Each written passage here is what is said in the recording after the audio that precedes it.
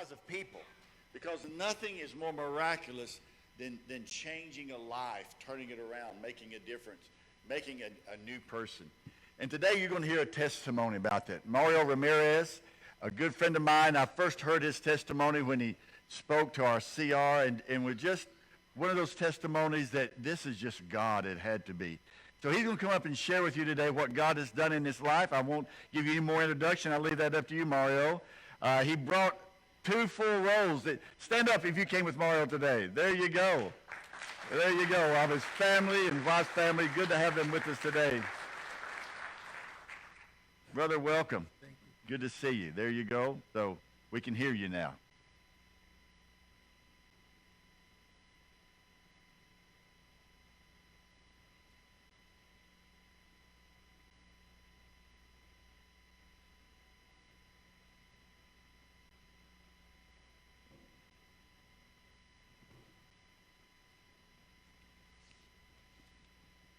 You know, when I was first asked to give a testimony when I went to the Teen Challenge Ministry, I wasn't thrilled to do it.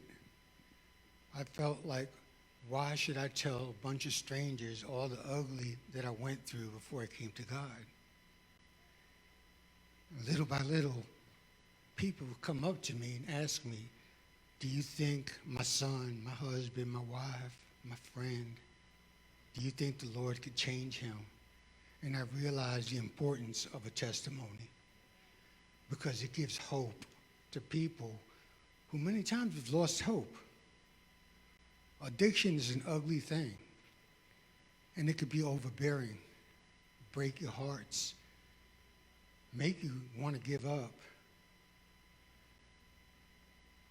When I first came to Alabama, I met a godly man, Greg Lane, and he was a youth pastor and a praise and worship leader, and I would see him ministering to children, and I was like, he's a Christian Pied Piper. Those kids love him. And I'd see him sing songs and give Bible classes, and those little children adored him. And then I'd see him get up on the stage and lead in praise and worship, and I was like, I once told him, he reminded me of the angel Michael speaking for the Lord, the messenger. And I was encouraged, and he discipled me many years after I learned about God, and he's been in my life for 14 years, and I love him like a brother. You're going to hear a lot of ugly coming out of my mouth and a lot of eyes, but it's not about me, it's about him ultimately. During praise and worship, we heard breathe life into these dry bones. And one of my favorite scriptures is Ezekiel 37, the valley of dry bones. The reason being, I was a drug addict, horribly taken by the devil, almost killed several times, lost everything and everybody. And when I went to the Teen Challenge Ministry, I went to the original building. There were about 35 or 50. They called us students because we were learning about the Lord. We did devotionals every morning and every night. We took 3 mandatory Bible classes every day. And we learned about this God who can redeem us and restore us and save us. And I've been a skeptic all my life. But I read that passage, the valley of dry bones, how Ezekiel saw this valley covered with dry bones from armies that have been defeated, and how the Lord restored them and breathed life back into them.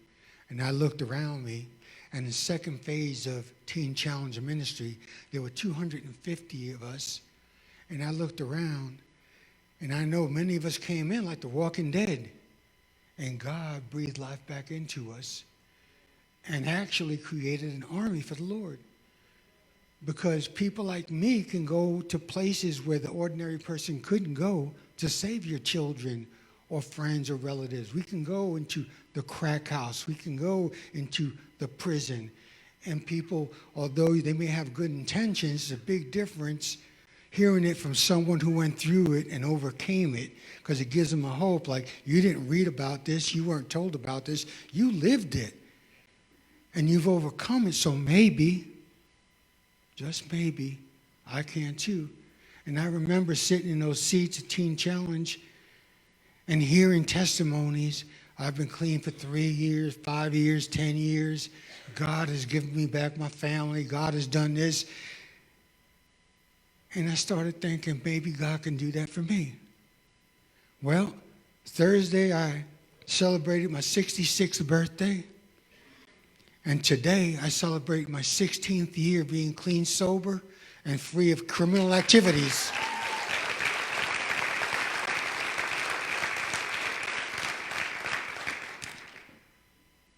I don't feel like it's such a big deal because God has made it easy for me. For some reason, He's given me the tools and the wisdom to overcome the temptation that the enemy constantly bombards us with.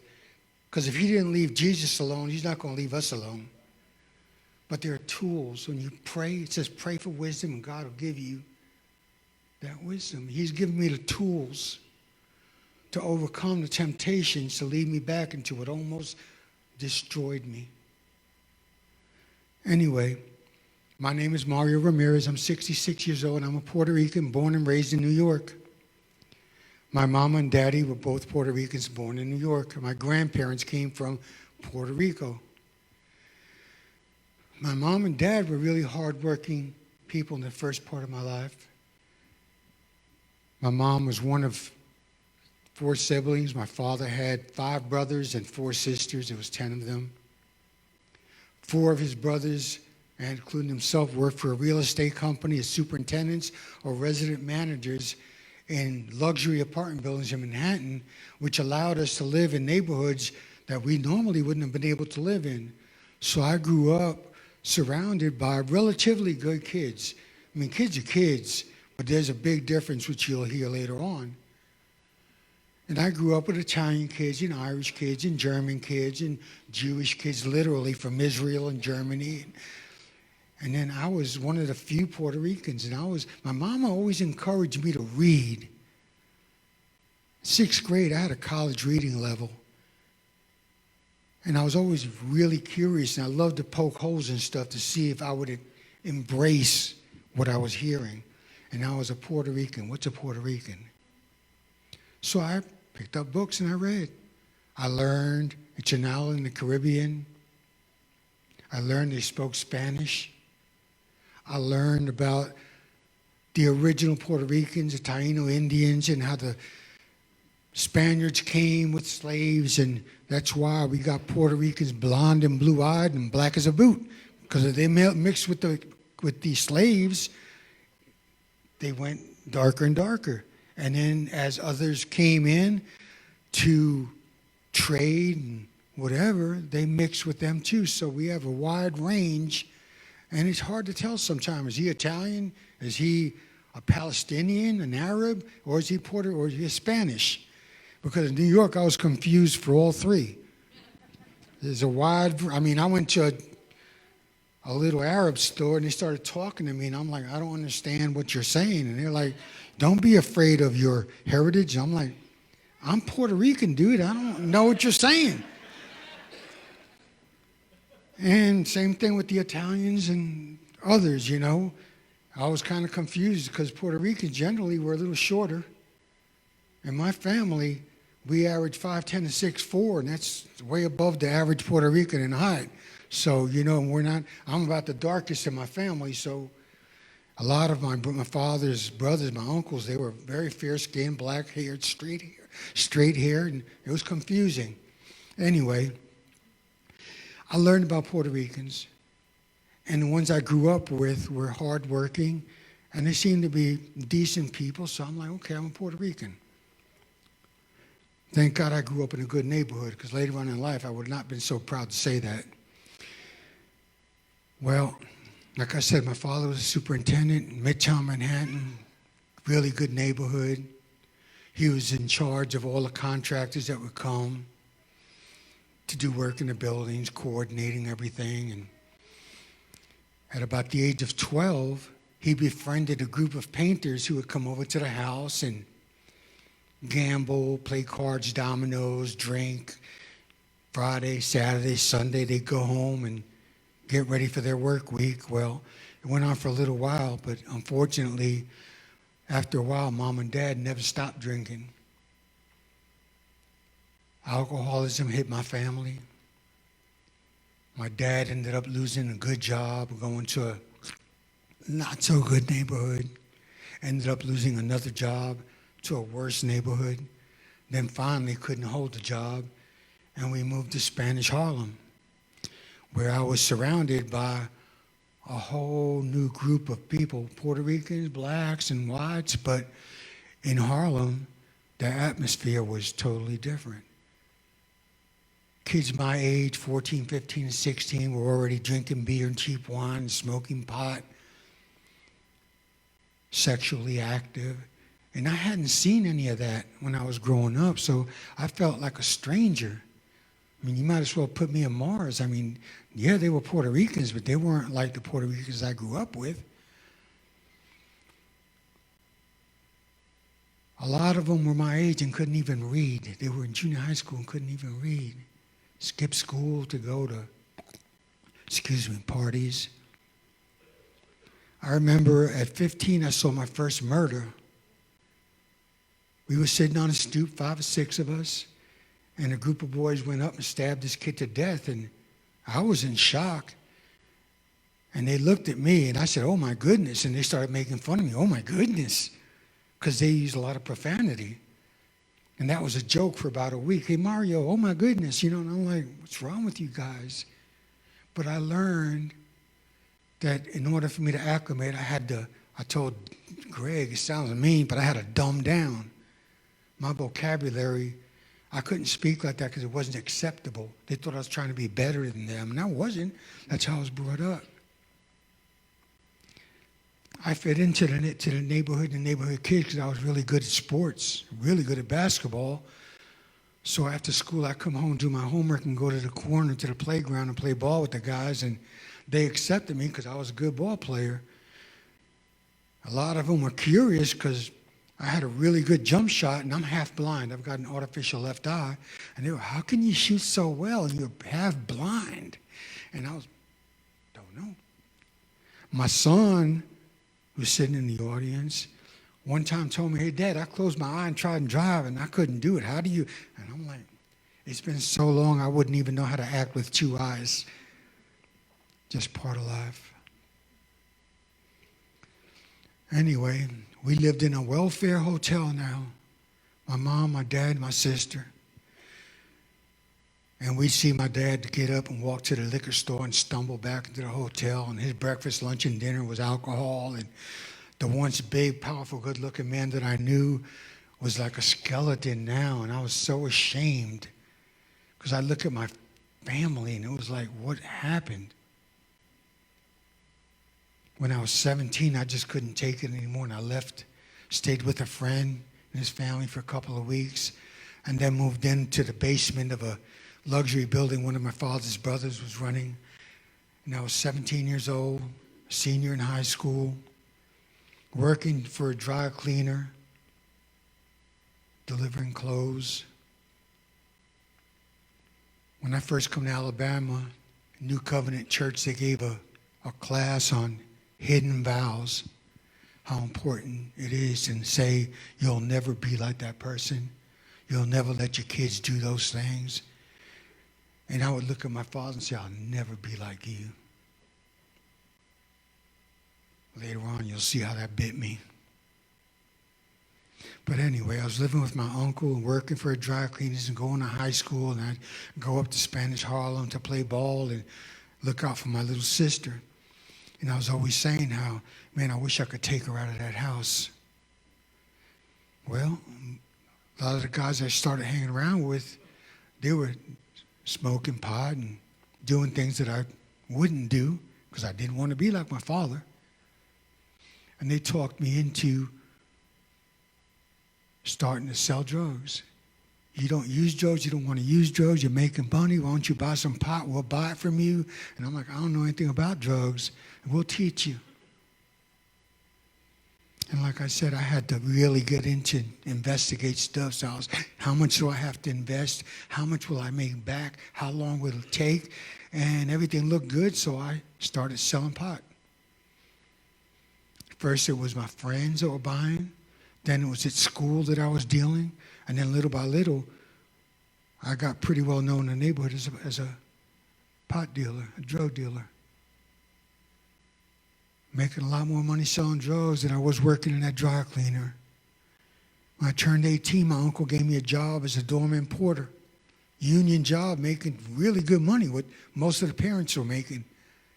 And I was selling drugs. So between the two, I was doing okay. Still going to high school, graduated, started going to CCNY.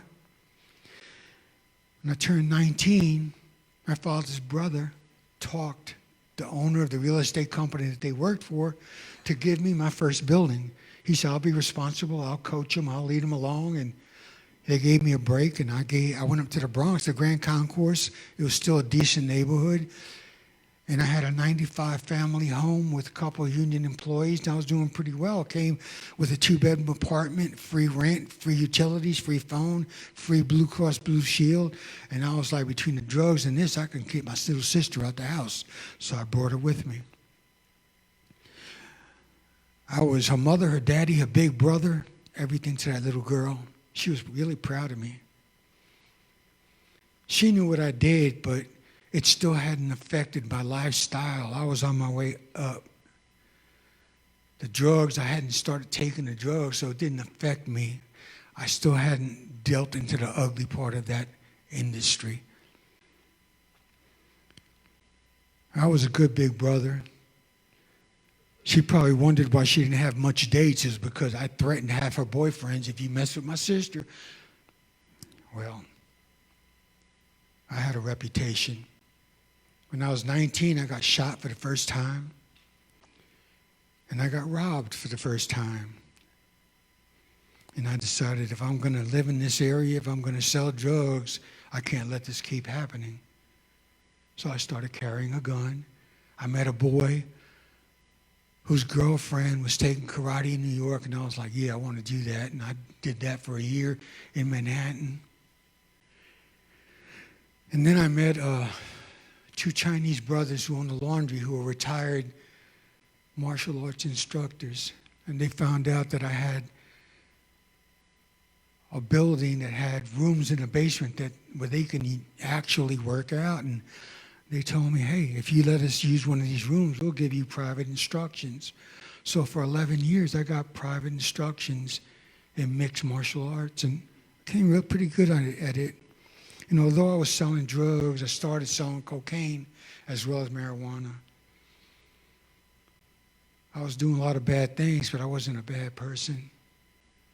A friend of mine used to volunteer for a women's crisis center.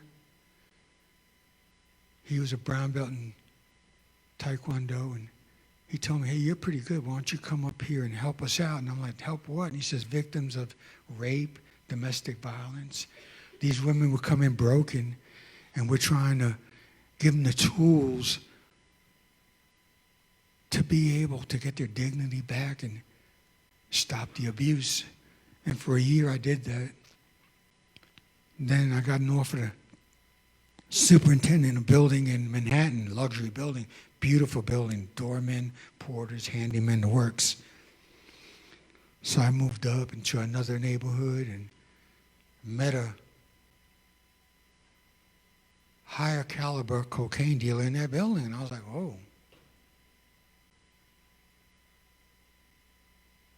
So I was able to get more drugs a lot cheaper, a lot better quality, and business was booming, and I was doing really well, but I'd hardened. Being a victim myself of violence, being robbed, being shot was a wake-up call. I can't be a nice guy and do this kind of stuff. So little by little, I became worse than the guys that I was hanging around with. Got a really ugly reputation. Had nice clothes, motorcycles, cars, jewelry. A lot of little girlfriends, a lot of what I thought were friends. when I met my first wife, I've had four, finally got it right the fourth time. But when I met my first wife as a girlfriend, her parents didn't want her to have anything to do with me. They thought, he's a thug. We know, we heard he sells drugs. And they looked at me like most people did look at me at that time. A thug and a drug dealer. Well, her husband had gotten held up, and he knew who did it, and I heard about it, and I got together with a couple of friends and got his money back, and all of a sudden, I was accepted into the house. Guess he's not so bad after all. He's got a heart. That was questionable, but I loved their daughter. She gave me two beautiful boys. Well, when my son was born, Mario, and he doesn't know this, I threw a little party in celebration of my firstborn. I had a boy, a son. And there were people that come up to me and say, hey, Mario, can I have some cocaine? I'll pay you payday. Hey, Mario, can you give me some drugs to sell so I can make money to use drugs? And so forth. And I got curious. What is it about this that people would come and, man, spend all their money on this stuff? I saw homes being broken up.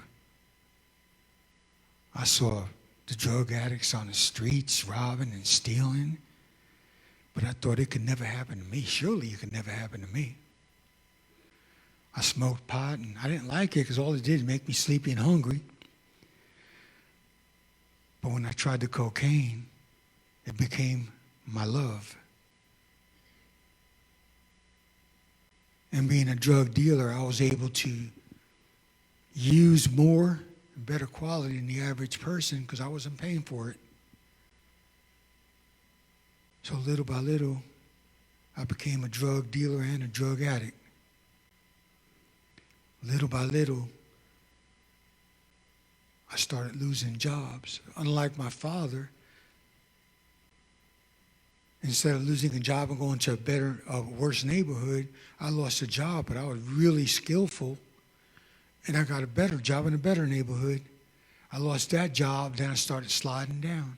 Little by little, I couldn't hold the job, and I figured it ain't no big deal anyway. I'm making enough money selling drugs. I did so much cocaine that I would go to bed, and when I wake up, my pillow would be red because all the blood coming out of my nose.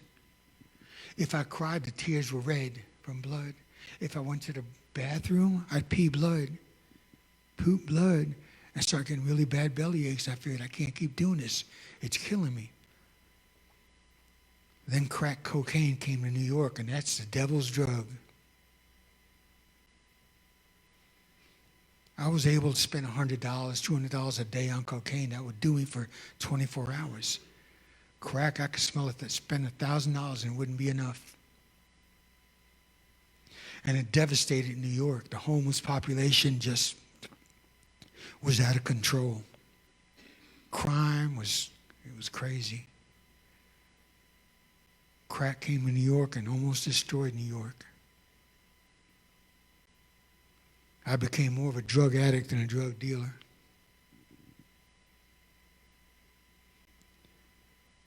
Got so bad that my wife's mother told me her brother Frankie was in the Army in Fort Rucker in Enterprise, Alabama. Why don't I move out there and get away from all this? Because I was on the verge of losing my family. So I did. And for a couple of years, I stayed clean without knowing the Lord. But I still had that streak in me. Ended up leaving my wife and my beautiful children for another woman, moved to Miami, stayed clean for about a year. Married a Cuban girl who just happened to have a cousin who was in the drug cartel in Miami. And she asked me to get some champagne and cocaine for our first wedding anniversary. And I was like, I don't do that anymore. And she said, well, if you love me, duh, I did it. And that marriage went down the toilet.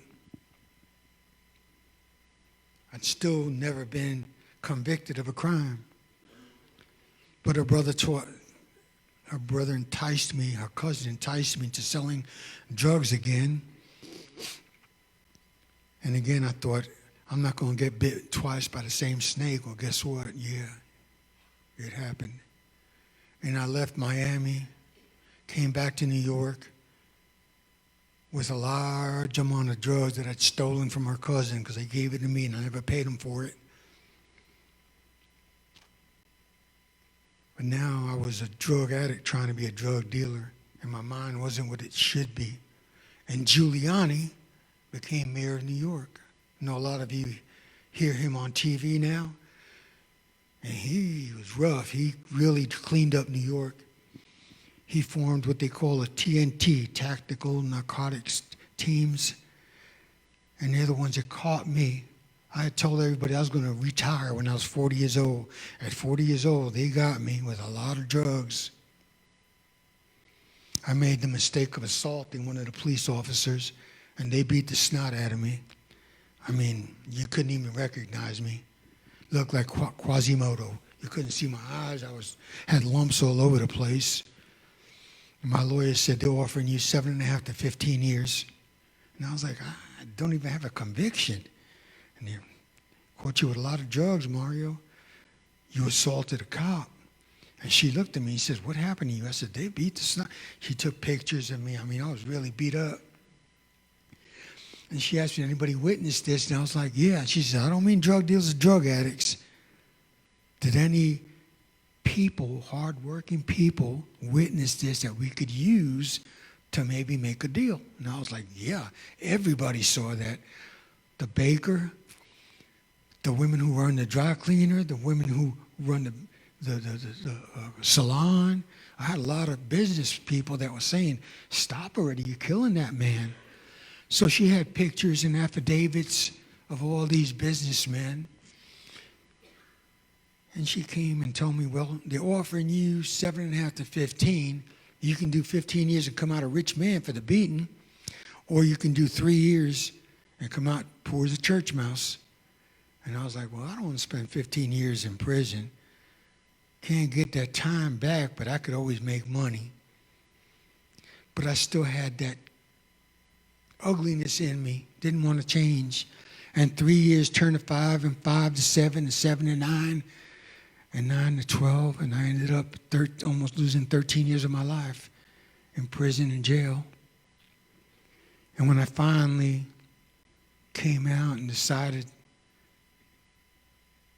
not to change, but that this wasn't working anymore, I actually did try and have a relationship with a young lady, and we broke up. The first thing I knew is I got to go back out there and make some money, get my own place, and that was a joke, because as soon as I got drugs, I used it all. Ended up homeless, living in Central Park in a cardboard box for 3 years, a refrigerator box covered with a tarp. Had a sleeping bag that I found from somebody moving out, and a couple of comforters. And the sad thing is that sometimes I bring other homeless people in to get high with me, and they would say, man, you got a nice crib. It's a cardboard box. And they would talk about I had a nice crib, and I'm like, wow.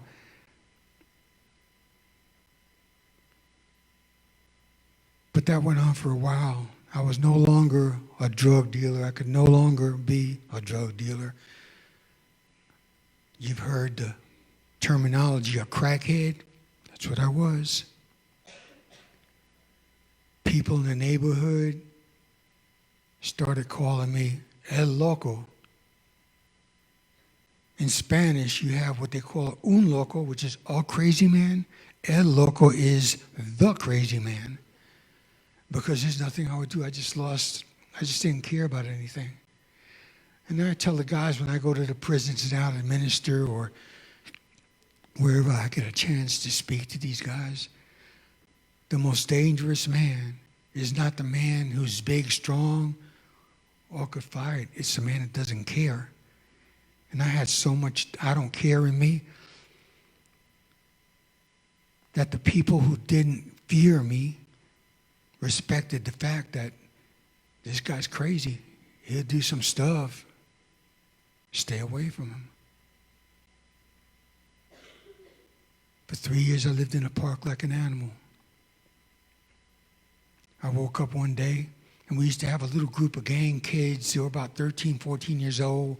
We used to call them gremlins. They were mean. They had beaten, set a man on fire, a homeless man, 50 feet from where I was sleeping. I mean, those kids were bad. They were young, but they were bad. Worse than the drug dealers and grown-ups.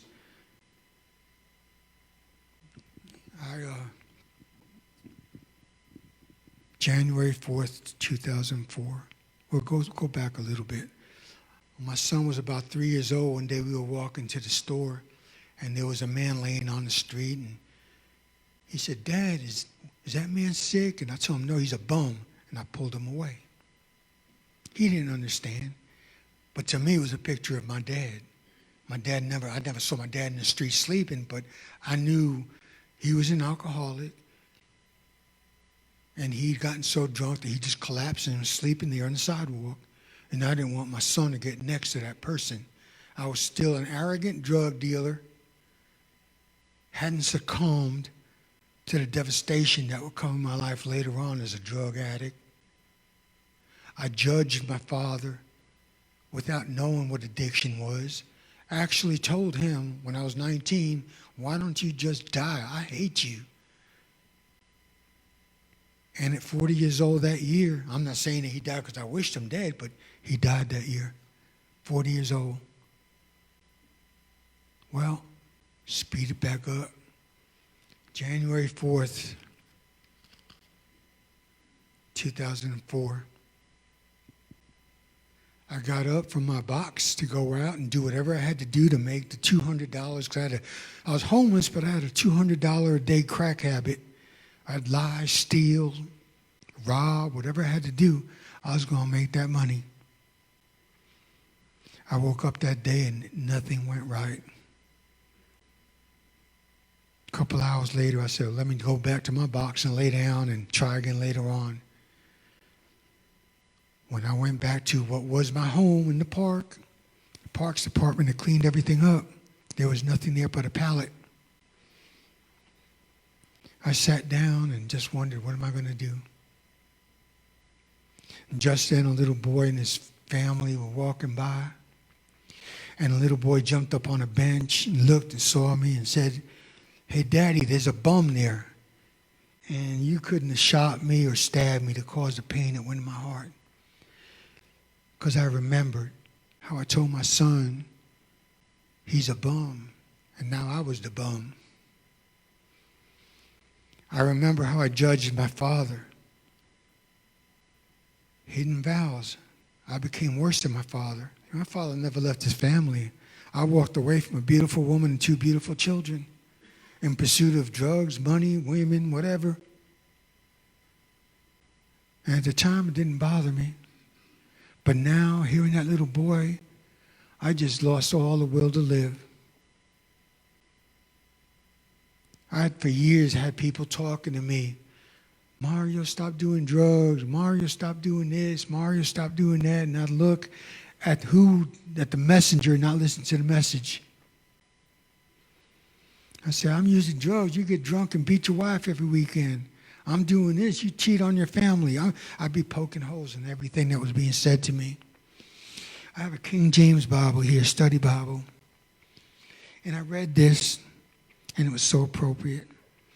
Excuses why not to become a Christian. And it says, "There are too many hypocrites. Hypocrites are lost. If you let hypocrites keep you from being saved, you will spend eternity in hell with them." You see, you might not be living the life that you can, but don't let man discourage you. Because none of us are perfect, but we serve a perfect God. There is no perfect job, there is no perfect school, there is no perfect church, but there's a perfect God. Anyway, I prayed to the God that I didn't know. "God, if you're real, help me, or just let me die. I'm just tired. No sooner than the words came out of my mouth, it started to snow. And I don't mean Alabama snow. This is New York snow, real snow. And I figured, well, I guess he's going to kill me because I don't have a box to cover me up or quilts or blankets, and it's coming down. Every now and then I would go into the projects when the weather really got bad and sleep in the staircase up on top. And if the housing police would come by, they'd arrest you for trespassing. And that particular day, I remember I went to this project, 875 Columbus Avenue on 103rd Street. And I got into the projects, and I figured I'm not going to go to the top floor because I don't want to go to jail. So I'll pick a place somewhere in the middle. So if I hear the walkie-talkies, I can get up and get away. So I picked the 12th floor of this project, and I looked up, and on the wall, it had the name of a person who had been killed right there where I decided to lay my head. New York, housing projects, it was rough. But I laid down, took my shoes and my socks off, and I know that whole staircase reeked. About midnight, a little after, I heard this door creak, and I saw this woman walk by, and she came back and looked through the little window in the door to the staircase and saw me, and I figured, oh man, she's going to call the cops. So she went to the dumper chute and threw her garbage out and went back home. I heard the door open and close again. About 3 or 4 minutes later, I heard the door open and close again. It had a very unique creak to it. And she came by, opened the door and looked at me and said, God said to stop. And I looked at her and I'm like, you crazy? What's wrong with you? And she asked me, you hungry? And I said, yeah. She went back to her apartment, come back out with a sandwich and a cup of hot chocolate and sat down next to me. Throughout my growing up, people just didn't do stuff for me just to do it. There was always an ulterior motive. They wanted money, they wanted drugs, they wanted something.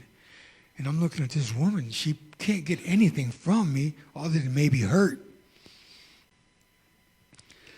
And she sat down next to me and started telling me about her sister who was a prostitute and a heroin addict and how God had cleaned her up and restored her. She got her family back. She's doing so good, and the Lord can do that for me. And I wasn't detoxed yet, so I looked at her, and she asked me, would you like to accept Jesus in your life and have him work in your life? And I'm like, well, I just prayed, yeah. So I accepted God.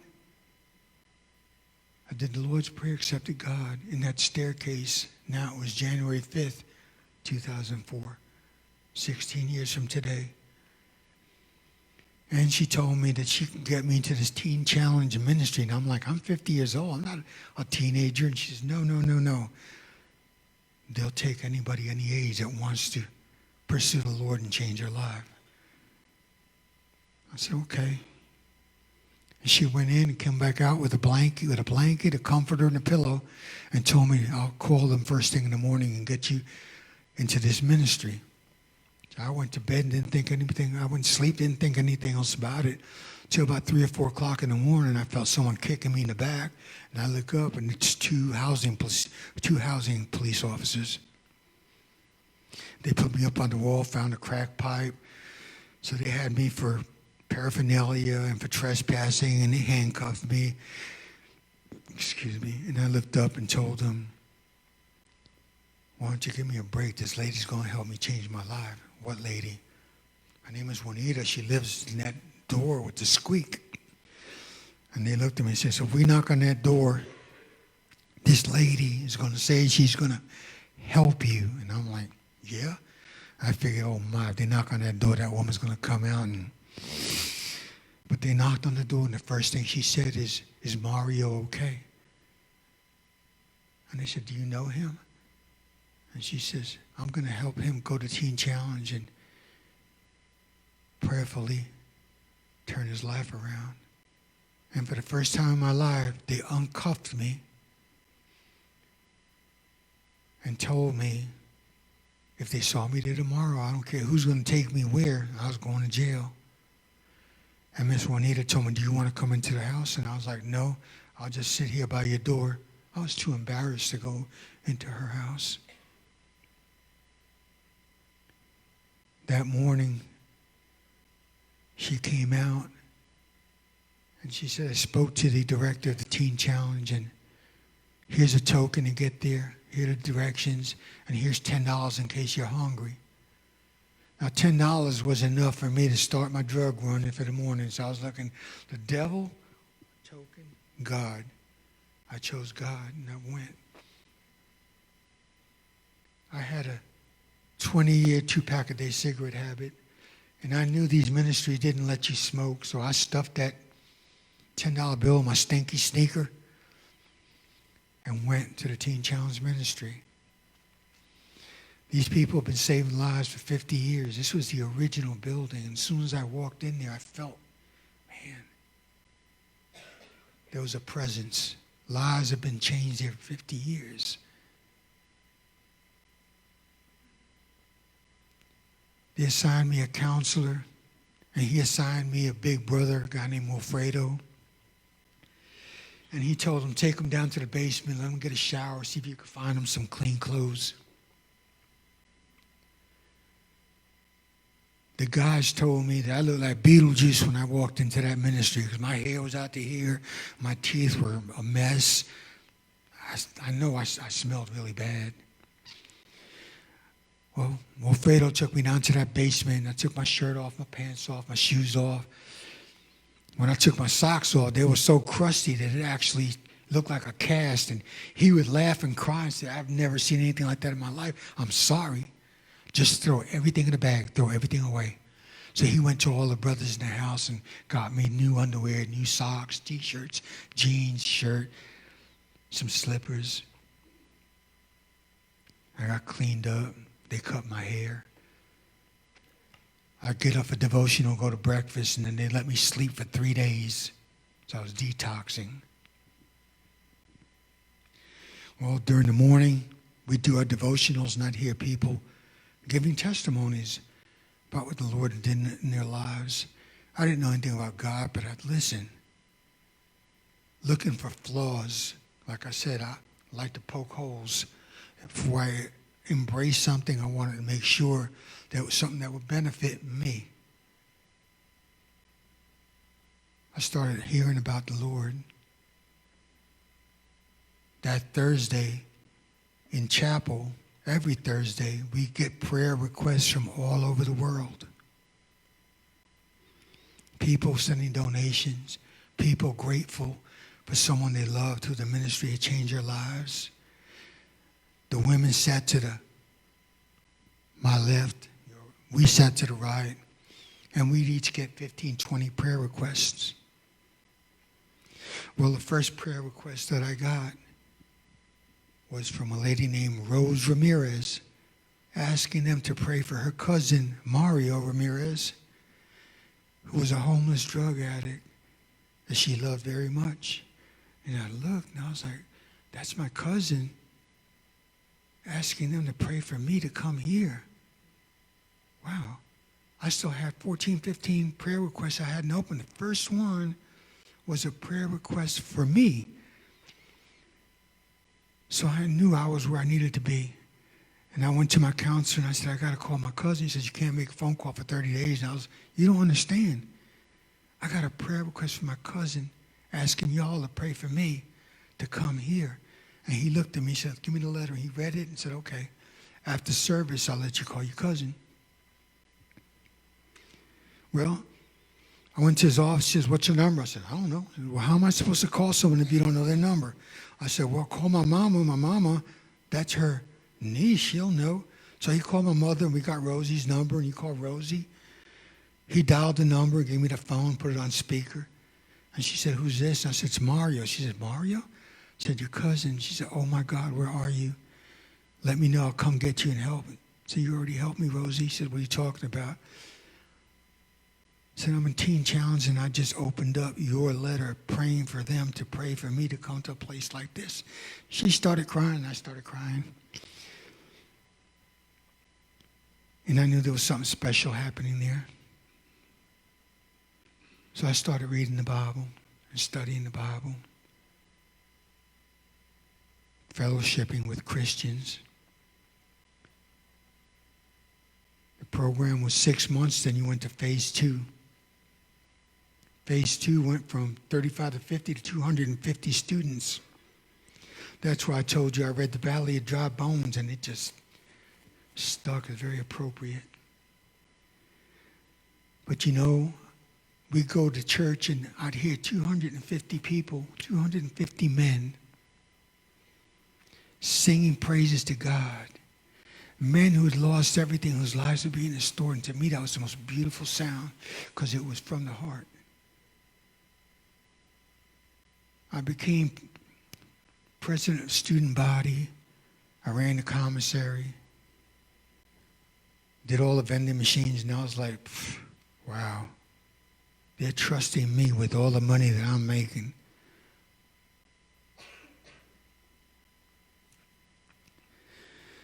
Well, I graduated the second phase, and then I met a young lady who graduated the program, and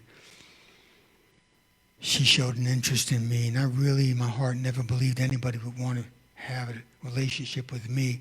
I'd fallen so low. I figured, who'd want to be with me? See, I still was seeing myself as that drug addict living in a park. When I was in prison, if it was any kind of drug offense, they'd make you take NA. And I'd hear, I'm a drug addict, taking it one day at a time. And I didn't want to hear any of that stuff. When I came to Christ, Corinthians 5:17 says, I'm a new creation. I don't identify myself as a drug addict. God says I'm a new creation.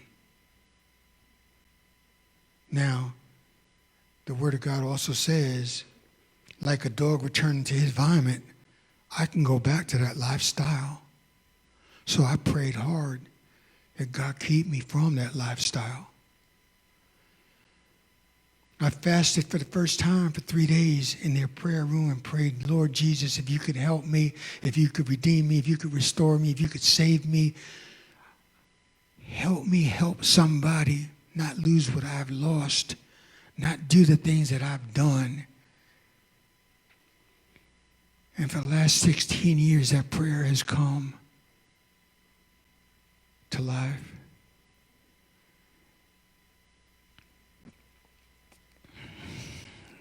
In Psalm 37:4, it says, delight yourself in the Lord, and he will give you the desires of your heart. I want it so much, and he's given me everything that the devil took away from me, and so much more. I met this woman in Teen Challenge and moved to Alabama after I worked for Teen Challenge for half a year. And I figured she couldn't judge me because she overcame drugs, and she read what I read and heard what I heard, and surely this was from God. Well, it says don't lean on your own understanding. It wasn't from God. But God could turn an ugly thing into a beautiful thing. Hartsville's a small town. And for years I was hearing, Mario, your wife, and I don't want to hear it. This is a godly thing. Mario, your wife, I don't want to hear it. I worked for Goss Electric and got laid off 6 months later. I worked for Copeland, got laid off 6 months later. I worked for Dynasty Boats, got laid off 6 months later. And then I worked for Alpea Industries, where I retired from, going on 3 years this June. And I looked, and everywhere I had worked, I got to minister to somebody, and then moved on and got to minister to somebody else, and I figured there's a pattern here. And every time I lost a job, 2 weeks later, I get a better job making more money. Finally, I ended up in Alpea Industries and worked there for 9.5 years, and I was like, well, I guess there's a lot to do here. And I met my wife there, and we became really good friends. About 5 years into my marriage, I come home from work, and my wife's computer was open, and I hit the button, and here comes a picture of my wife in bed with another man with a bottle of vodka between them, and I'm like, well, I don't have to be told anymore. This ain't going to work. And I got divorced for the third time. Even though I got divorced, that used to be a trigger for me to go back out into the streets and do the ugly things that I did. Didn't work anymore. Devil had to learn something new because that wasn't going to work anymore. I had good people in my life.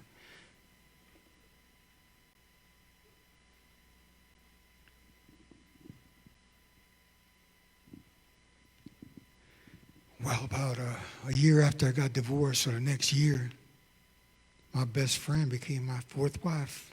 Like I said, I finally got it right. We're going to be married 9 years now. 9 happy years. God gave me to somebody to help me stay in. I still have a lot of rough edges. Nobody's perfect. We never will be. Otherwise, we make Jesus out to be a liar.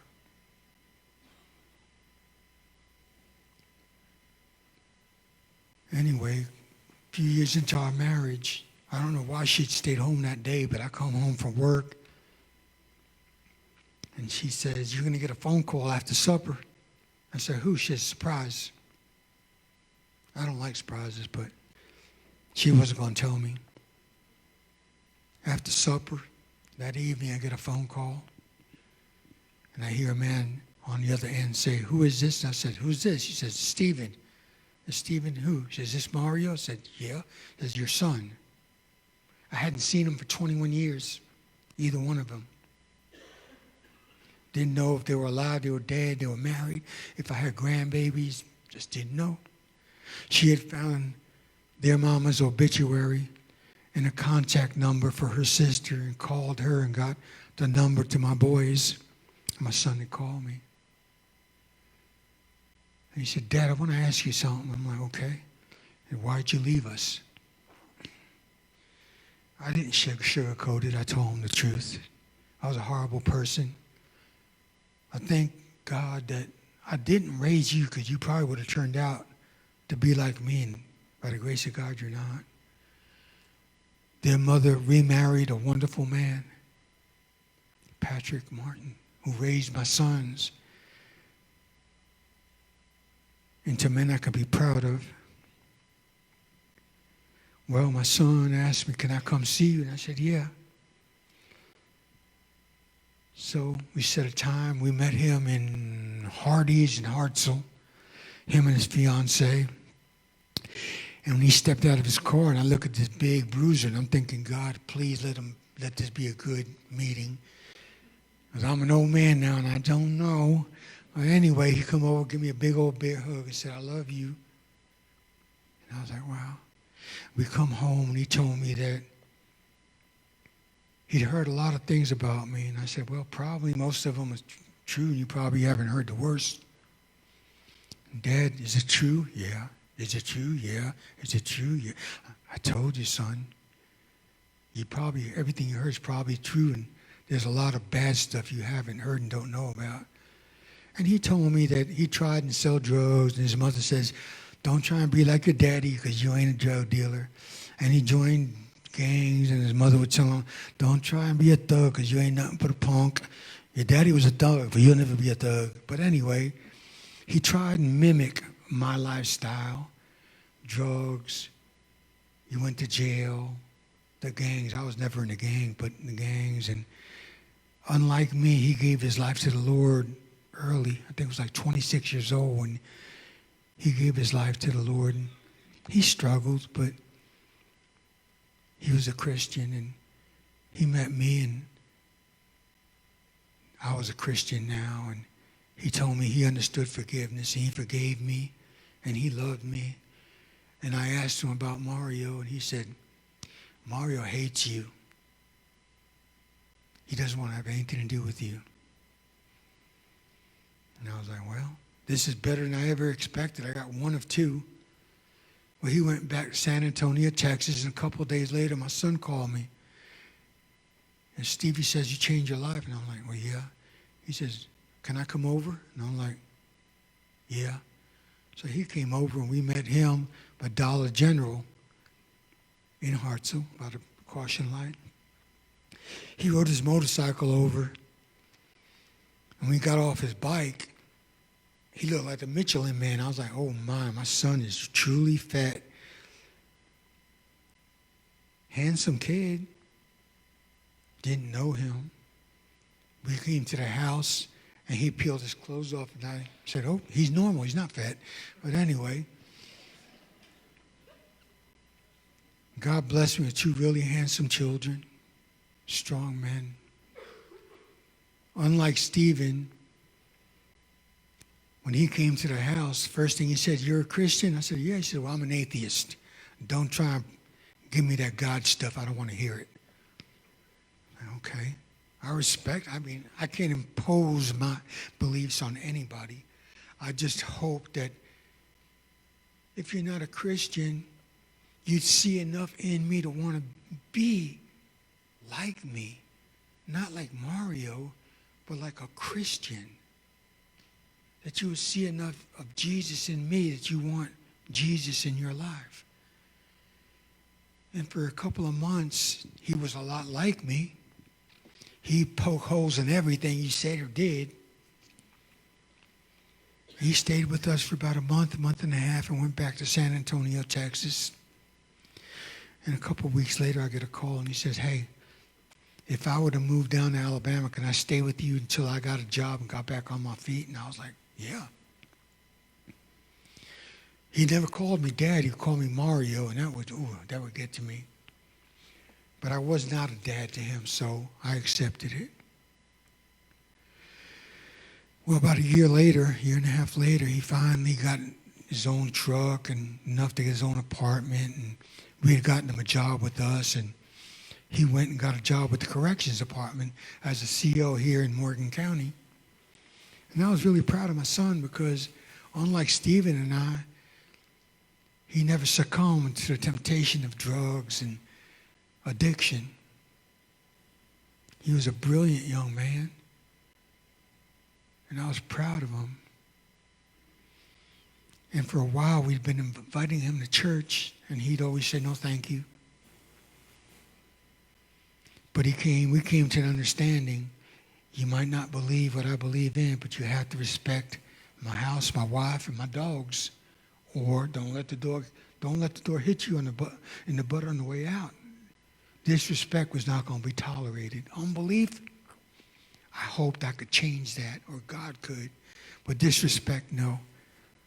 And he was brought up right. Well, one day we invited him to church, and to my surprise, he said, yeah. I don't remember what the preacher said, but apparently it touched his heart. And my boy got saved.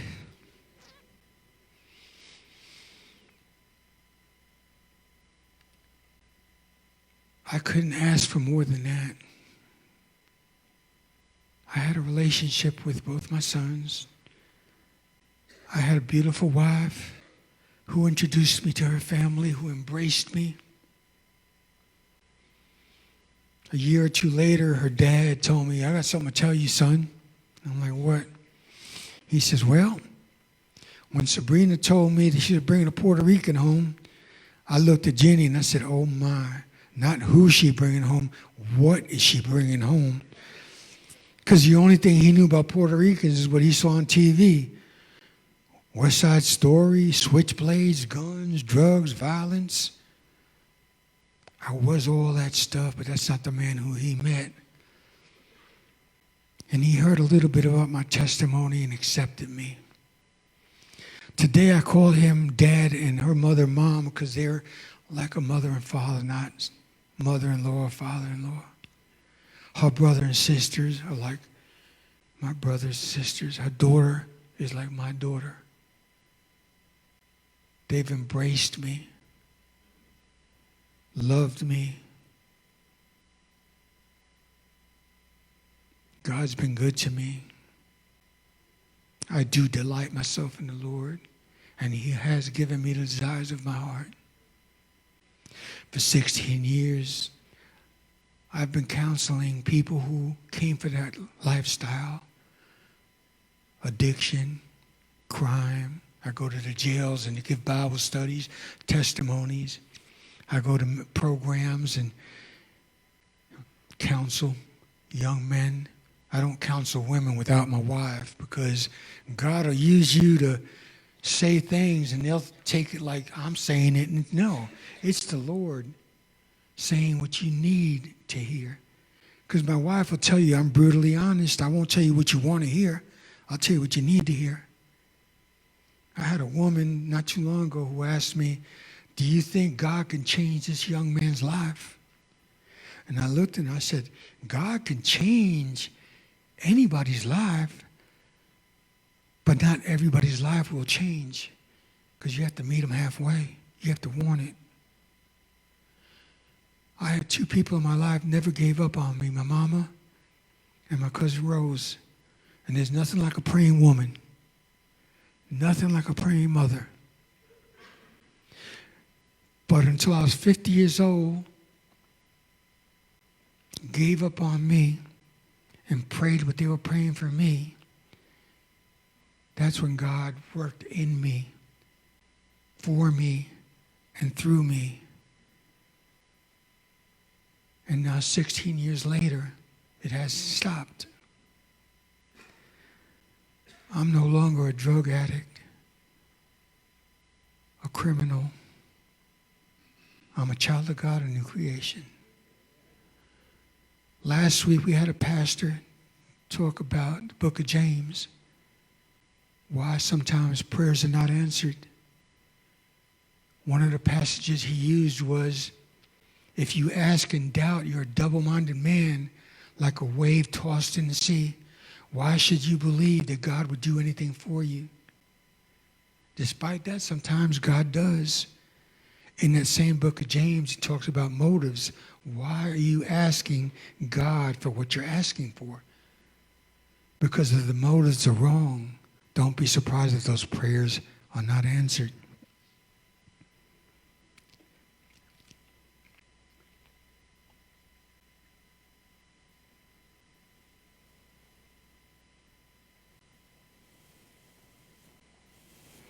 You know, I didn't want to give testimonies for several reasons, but one was the fear of rejection. In 1 Thessalonians 4:8, it says, he who rejects this instruction is not rejecting man, is rejecting God. And that made it a lot easier. I remember as a student in Teen Challenge, they take us to all different churches, and I'd sit with the pastor and my counselor. They took a really special interest in me. They had an interest in everybody, but something about me just drew them to me. And they put a lot of time. I was fortunate to have a lot of godly men in my life. But I remember one time in church, the pastor looked at me and says, what do you think about the sermon? I'm like, I didn't feel it at all. And the pastor smiled and he says, guess what, Mario? And I'm like, what? And he says, it's not all about you. He says, if a man is truly a man of God, when he gets on his pulpit and God uses him, somebody in that room is going to hear what he needs to hear. It's not always about you. My feeling, my pride got a little hurt, but I accept it as the truth. Because there could be times when a person doesn't really grasp the message. It's just not for you that day. It's like scripture. I've read the Bible cover to cover at least 5 times. And sometimes I read something and it just doesn't make sense. And all of a sudden, years later, all of a sudden, bing, okay. See, it was relevant now, not then.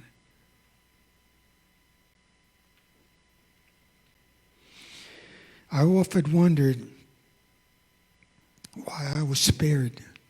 I've got stab wounds and bullet holes all over my body.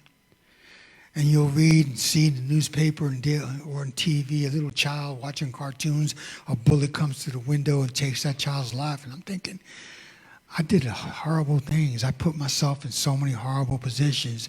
I've been shot and stabbed multiple times. Why'd you spare me and not that little baby? The Word of God says his thoughts are not our thoughts and his ways are not our ways. And who are we who question the Creator? Sometimes it's hard to understand why things happen. Bad things happen to good people.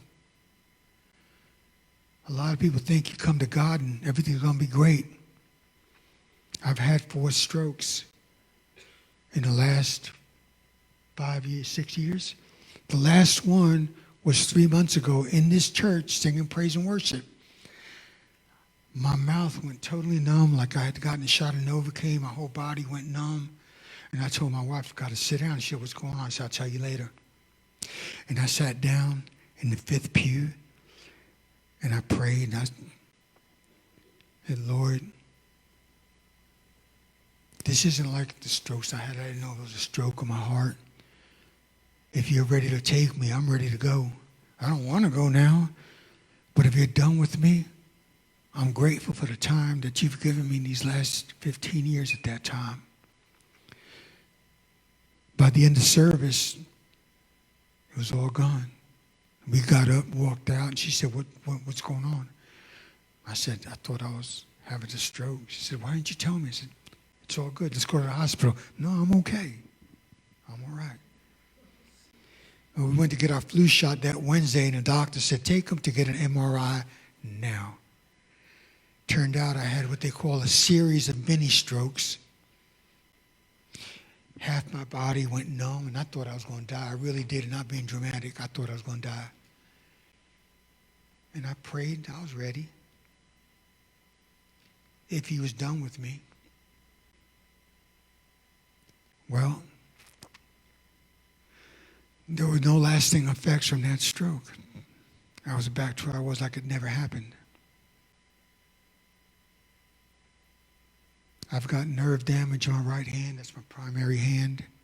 My dog's dislocated my shoulder. And on paper, I look like I'm half dead. I've got rheumatoid arthritis, heart problems, type 2 diabetes. I mean, I'm a mess. But God has kept me, and you'd never know it unless I told you. It's like a lot of people never knew that I was a homeless drug addict and a criminal to be feared at one time. And I'm sitting right next to you because when God cleans you up, he cleans you up. There are a lot of scriptures I wrote down in Ephesians 1, 13, 14, where it says we're marked with a seal. 2 Timothy 2:19 says the Lord knows those who are his.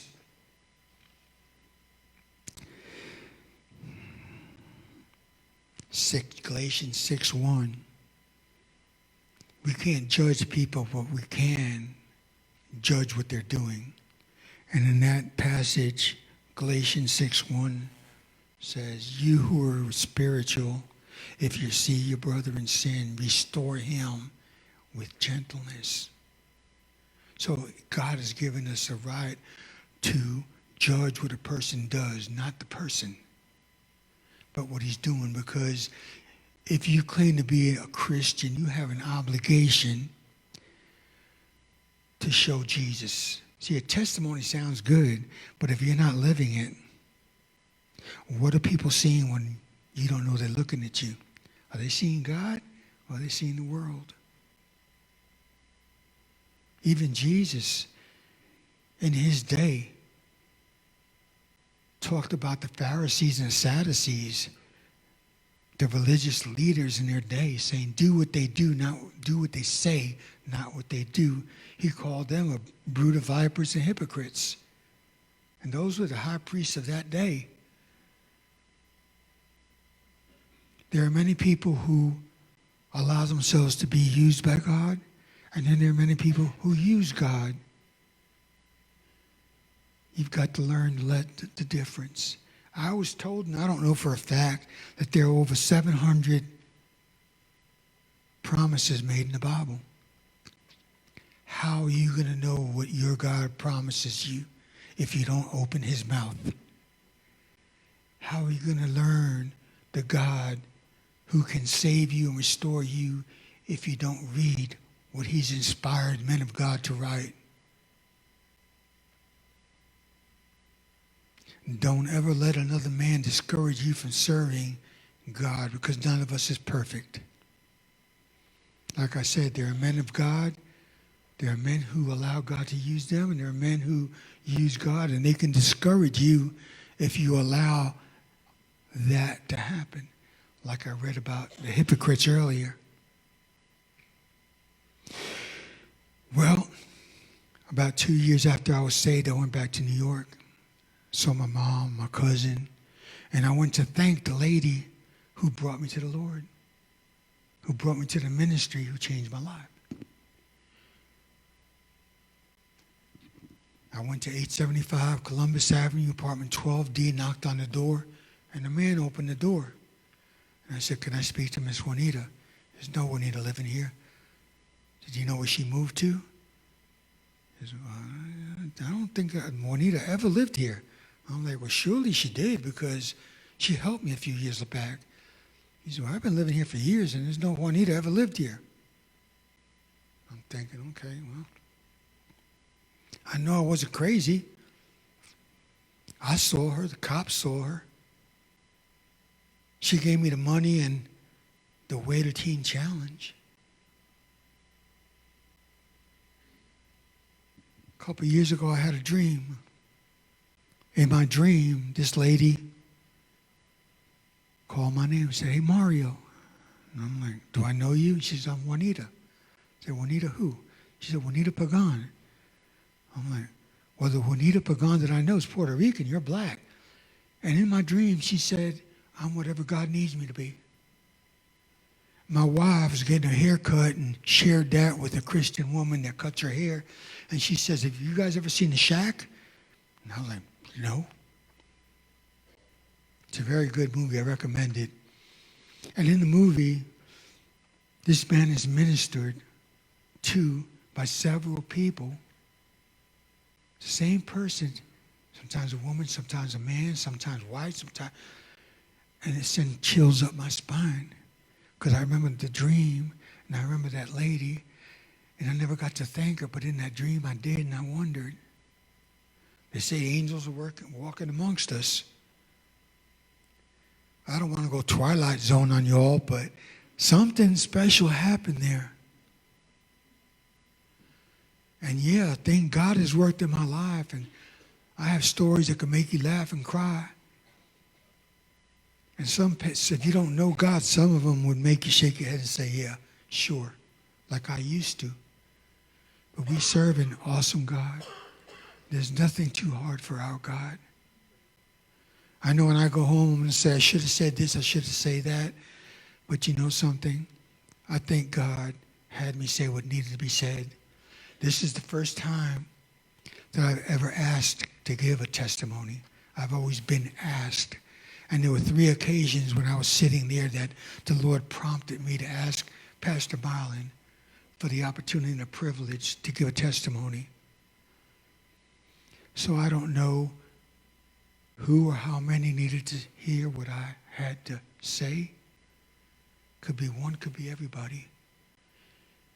But I try and be as obedient as I can to God. So if he prompts me to say something or do something, I do it. And I guess really that's about all I have to say. I just thank y'all for the... Oh yeah, my mama wrote this. Now for years my mama used to cry when she saw me. Tears of pain and shame. And a couple weeks ago, she sent me this on Messenger.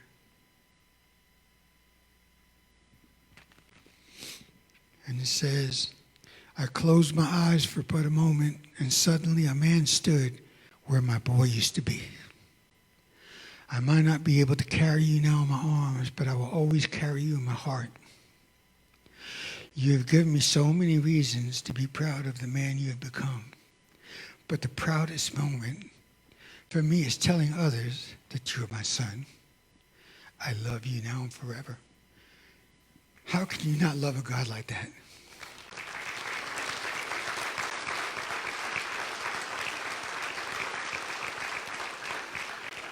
And that, my friends, is the end of this testimony. Like I said, you might have heard a lot of odds, but it's not about me, it's about God. Giving a message of hope and encouragement to people who sometimes, with reason, have lost hope. But don't ever stop praying for somebody that you love, because God answers prayers. Thank you, Pastor Mike. Thank you.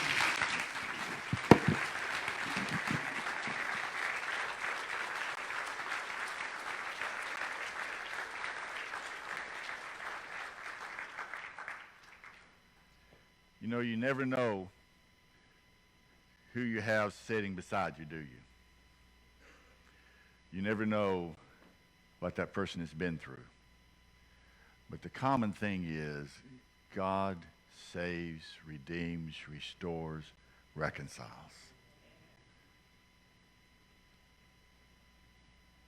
What would you like to see God do in your life? What's your vision for what God can do? For the next 21 days, we're going to be praying and fasting. You have a book. This book is 21 Days of Devotionals written by our staff. The first thing says my vision. There's power in a vision that focuses your attention on something, on one thing. The verse that we started out with that brought all this together is that Jesus prayed, Lord, that they may be one as we are one, so that the world may know. Can you believe that God can heal marriages? Can you believe that God can heal drug addicts? Can you believe that God can restore relationships?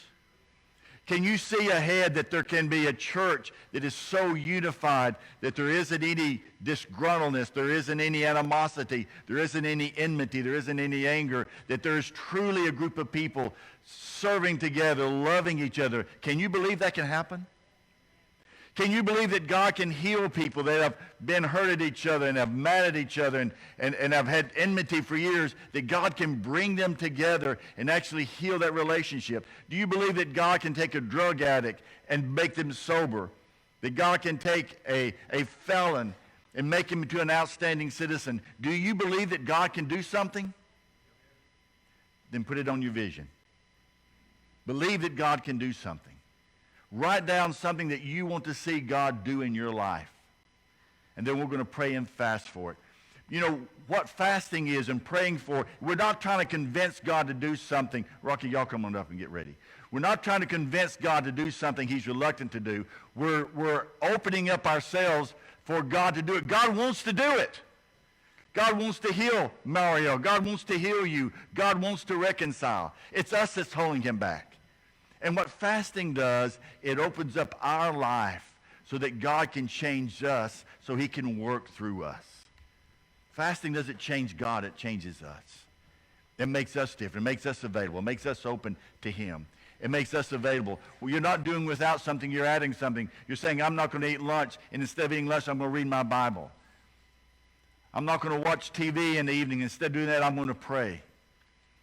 I'm going to put God first in my life in this area. I'm going to focus for these days on something that God can do. And let's believe that God can work miracles. This was a miracle you saw before you. It's a miracle. And God wants to work amongst us. He wants to do something. What would he do in your life? What's your vision? What do you want to accomplish? Well, you say, I don't have a vision. Well, fine. If you don't have a vision, you'll never change. Nothing will ever change. Nothing will ever be any different. You'll always be the same.